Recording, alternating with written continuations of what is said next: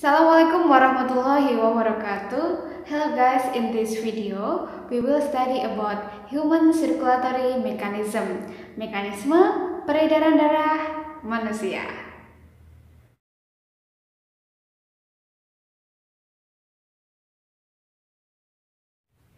Oke, jadi di sini sudah ada gambar jantung ya. Jadi anggap saja ini adalah gambar jantung manusia ya. So the human heart is divided into 4 chamber, 2 atrium and 2 ventricle. Atrium ini yang kita kenal dengan serambi, sedangkan ventricle ini yang kita kenal dengan bilik. Ya, atrium atau serambi ini letaknya di atas, sedangkan ventricle atau bilik letaknya ada di bawah. So there is right atrium, left atrium, right ventricle, and left ventricle. And in here there is tricuspid valve and bicuspid valve. Nah, what is it? Tricuspid valve atau valvula tricuspidalis is the valve that separate the right atrium and the right ventricle. Jadi untuk tricuspid valve atau valvula tricuspidalis ini adalah katup ya, katup atau valvula yang memisahkan antara right atrium and right ventricle. Sedangkan bicuspid valve or valvula bicuspidalis is the valve that separate the left atrium and the left ventricle. Ya, jadi bicuspid valve ini adalah valvula atau katup yang memisahkan antara atrium kiri dan juga ventricle kiri. Nah, yang kanan ini kenapa dikatakan tricuspidalis? Karena di sini ada 3 klep ya. Jadi yang kiri ini ada 3 klep, sedangkan yang kanan ini dikatakan bicuspidalis atau bicuspid valve because there is two valve gitu. Kemudian nanti juga ada valvula semilunaris ya atau semilunar valve, yang mana katup tersebut adalah katup yang terdapat di pangkal aorta dan juga arteri pulmonalis. In circulation, blood is circulated by artery and vein. Arteri ini arah peredarannya out of the heart ya, dia keluar dari jantung, but vein ini dia menuju ke jantung ya. Makanya untuk vein atau vena ini disebut juga dengan pembuluh darah balik karena arah peredarannya balik lagi ke jantung. Kemudian untuk arteri ya, arteri is rich in oxygen secara umum, but vein is rich in carbon dioxide ya. Jadi untuk arteri ini dia kaya oksigen, akan tetapi nanti ada arteri yang tidak kaya oksigen melainkan kaya CO2. Sedangkan vena secara umum ini kaya CO2, walaupun nanti ada vena yang tidak kaya CO2 melainkan kaya oksigen seperti itu. Oke, next ya. So human circulation is divided into 2 kind ya. Systemic circulation and pulmonary circulation. Yang systemic circulation ini yang kita kenal dengan peredaran darah besar. Sedangkan yang pulmonary circulation ini yang kita kenal dengan peredaran darah kecil. Ya, yang systemic circulation from heart, whole body and to heart. Sedangkan untuk yang pulmonary circulation from heart, lung and heart again. Oke, untuk systemic circulation tadi arahnya dari jantung kemudian ke seluruh tubuh dan balik lagi ke jantung seperti itu. Ya, kita bahas peredarannya ya. Jadi untuk systemic circulation ya, the blood comes out of the left ventricle and enter to the heart through the right atrium. Ya, jadi darah keluar dari ventricle kiri dan kembali lagi ke jantung lewat atrium kanan seperti itu. Nah, pembuluh darah yang keluar dari ventricle kiri menuju ke seluruh tubuh ini disebut dengan pembuluh darah aorta. Nah, what is aorta? Jadi dia adalah arteri yang paling besar dan membawa darah ke seluruh tubuh seperti itu. Ya, jadi diingat-ingat pembuluh darah yang keluar dari ventricle kiri dan ke seluruh tubuh ini adalah pembuluh darah aorta gitu. Nah, karena arahnya ini ke seluruh tubuh, maka dia kaya oksigen. Karena dia kaya oksigen, maka nanti akan saya garis atau saya hubungkan dengan spidol warna merah seperti itu.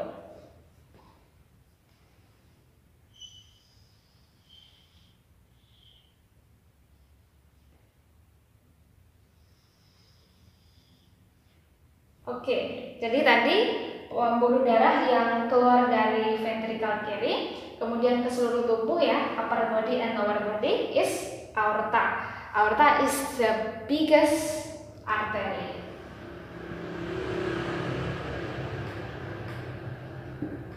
Nah, kemudian setelah di sel-sel tubuh atau di jaringan nanti terjadi respirasi. Kita tahu di sel-sel tubuh itu terdapat mitokondria, dan fungsi mitokondria itu apa? Fungsinya adalah respirasi ya. Dia bisa mengubah oksigen menjadi CO2. Maka dari itu nanti darah yang kaya CO2 dari tubuh akan dibawa ke right atrium oleh si vena seperti itu ya. Jadi karena darahnya kaya CO2, maka nanti akan saya hubungkan dengan spidol warna hitam ya. Harusnya warna biru, tapi karena yang warna biru habis, maka saya gunakan spidol warna hitam saja.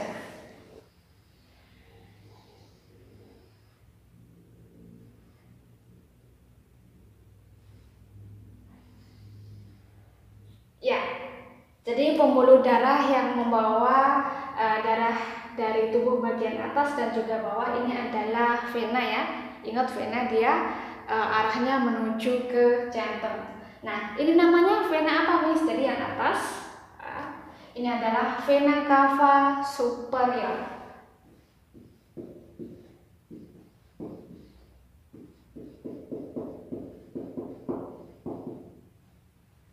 Yang bawah ini adalah vena cava inferior.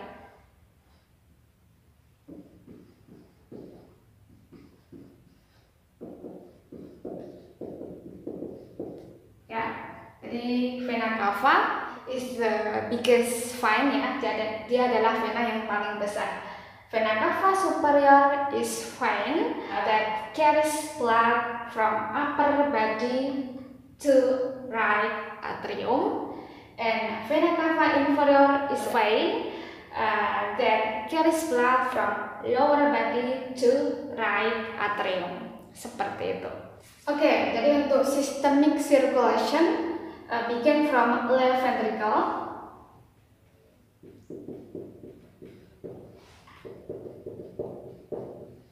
and then to aorta. Yes, we have to remember that aorta is the biggest artery. Nah, aorta ini nanti bisa bercabang menjadi arteri, kemudian bisa bercabang lagi menjadi arteriola ya. Karena tadi dia menjangkau ke seluruh tubuh dan untuk menjangkau ke sel-sel, maka pembuluh darahnya adalah pembuluh darah yang kecil seperti itu. Jadi aorta bisa bercabang menjadi arteri. Arteri ini bisa bercabang menjadi arteriol,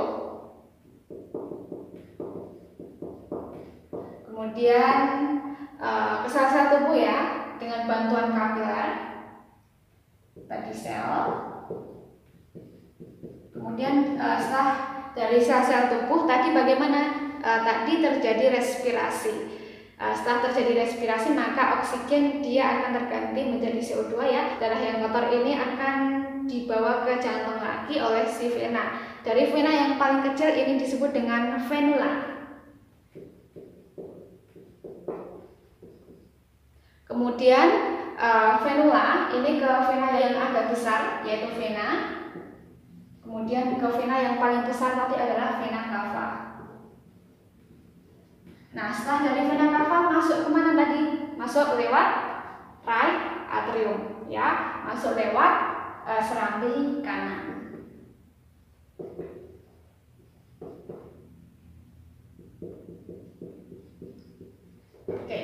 Oke, jadi tadi darah yang terdapat di right atrium atau serambi kanan ini kan darah yang kaya CO2 ya, karena dari seluruh tubuh. Nah, darah yang kaya CO2 ini nanti can move to right ventricle, dan setelah di sini nanti terjadi pulmonary circulation atau terjadi peredaran darah yang kecil ya. So pulmonary circulation ya, from right ventricle the blood goes to the lung and enter through left atrium. Seperti itu. Jadi karena darahnya tadi kaya CO2, maka saya hubungkan dengan spidol warna hitam.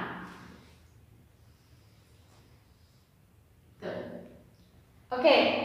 Kemudian, nah, pembuluh darah yang membawa darah dari ventrikel kanan ke paru-paru ini namanya apa, Miss? Namanya adalah pulmonary artery atau arteri pulmonaris.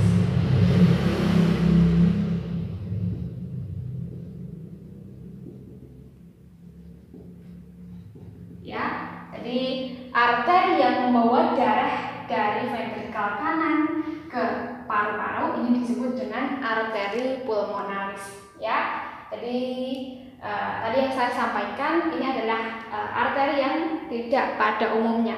Harusnya arteri kaya oksigen, tapi untuk arteri pulmonaris ini kaya CO2 ya, karena dia membawa darah ke paru-paru seperti itu. Kemudian setelah di paru-paru itu kan terjadi difusi ya, karbon dioksida nanti akan dikeluarkan, kemudian akan terdapat oksigen yang baru seperti itu. Nah, nanti oksigen dari sini akan dibawa ke left atrium ya, akan dibawa ke atrium kiri. Oleh siapa? Oleh pulmonary vein atau vena pulmonaris seperti itu. Karena pembuluhnya atau darahnya itu kaya oksigen, maka saya hubungkan dengan spidol warna merah. Gitu.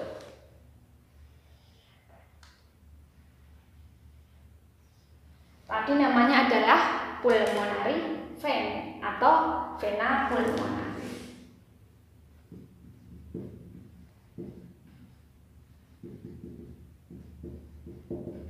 Gitu ya. Jadi untuk yang pulmonary circulation atau peredaran darah kecil ini spesial. Kenapa spesial? Karena arterinya dia tidak kaya oksigen melainkan kaya CO2, dan venanya ini tidak kaya CO2 melainkan kaya oksigen seperti itu. Gitu ya. Oke, mari kita tulis dulu ya. Jadi dari mana tadi? Dari right ventricle.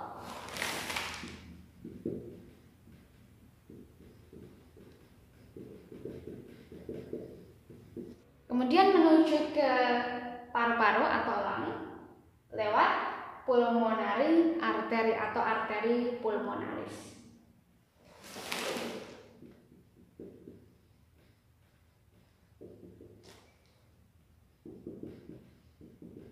Kemudian masuk ke lung paru-paru. Di paru-paru terjadi difusi O2 dan CO2, maka nanti CO2-nya dilepaskan sehingga nanti didapat oksigen ya, didapat oksigen. Darah yang kaya oksigen nanti dibawa oleh pulmonary vein.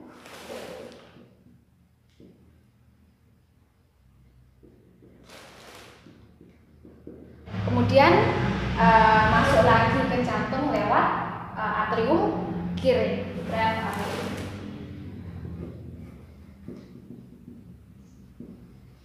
Okay, so I repeat ya, in pulmonary circulation ya, tadi arahnya heart, lung, heart ya, jantung, paru-paru, kembali lagi ke jantung. Nah, darah keluar lewat mana ya? The blood out of the heart from right ventricle ya, dia keluar dari ventricle kanan, kemudian bergerak ke paru-paru ya, melewati apa? Pulmonary artery, melewati arteri pulmonaris. Kemudian setelah di paru-paru terjadi difusi O2 dengan CO2, maka nanti darah yang dibawa oleh pulmonary vein ini yang kaya oksigen. Kemudian masuk lagi ke atrium kiri seperti itu. Setelah dari atrium kiri nanti darah yang kaya oksigen akan dibawa ke ventrikel kiri dan darahnya akan diedarkan lagi ke seluruh tubuh dan siklusnya akan berulang lagi seperti itu.